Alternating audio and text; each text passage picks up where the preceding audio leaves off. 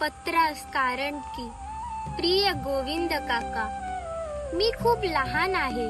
शब्द कदाचित अजूनही बाळबोध असतील, पण भावना मात्र मनाच्या खोल गाभाऱ्यातून आलेल्या आहे.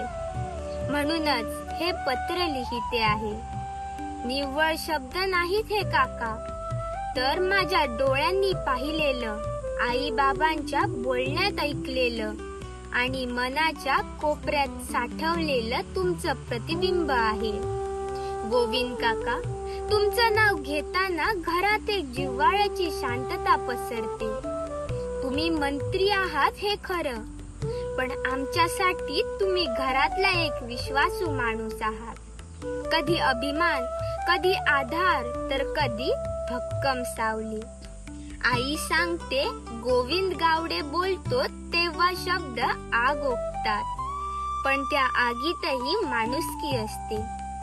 तुमचं खरं बोलणं कधी अस्वस्थ करतं, कधी डोळे उघडतं, पण दरवेळी अंतर्मनाला हलवतं. तुमचं सडेतोडपण हे खरं तर आमच्यासारख्या पिढीला शिकवण आहे. सत्ता म्हणजे झुकणं नाही, सत्यासाठी उभं राहणं. काका, तुम्ही जेव्हा तुरुंगात गेलात तेव्हा तुम्ही काही हरलात नाही. तुम्ही त्या क्षणी आमच्यासाठी लढणारा गोविंद झाला.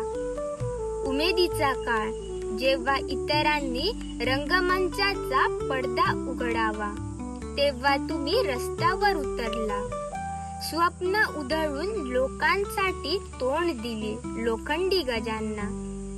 श्री नागेश देव तुमच्यावर आशीर्वादाची सावली धरून आहे आणि कटमगाळ दादांचा हात तुमच्या पाठीशी आहे. म्हणून तुमचं बोलणं आकाशालाही भिडतं आणि तुमचं माणूसपण मातीत रुजतं. तुमचे बाबा शेपू गावडे कष्टकरी, शांत, पण पाय जमिनीवर घट्ट रोवणारे. तुम्ही त्यांचं नाव मोठं केलं, पण त्यांची माती अंगावरून कधीच गाळीच नाही. खरं सांगू, तुमच्यात मी आजही त्या कुळागराच्या मातीत माखलेला गोविंद पाहते, जो मंत्रिमंडळात असूनही अजूनही बाभळीच्या झाडाखाली झोपतो. काका, तुमचं खरं रूप हे मंत्रीपदात नाही, तर आमच्या माणसांच्या आठवणीत आहे. तुम्ही लाखो लोकांच्या काळजात उरलेला विश्वास आहात. आणि शेवटी तुमच्यासाठी लिहिलेल्या ह्या काही ओळी. गोविंद गावडे, गाव वाचवणारा गोविंद अन काळजाच्या अर्थात साठलेला गावडे.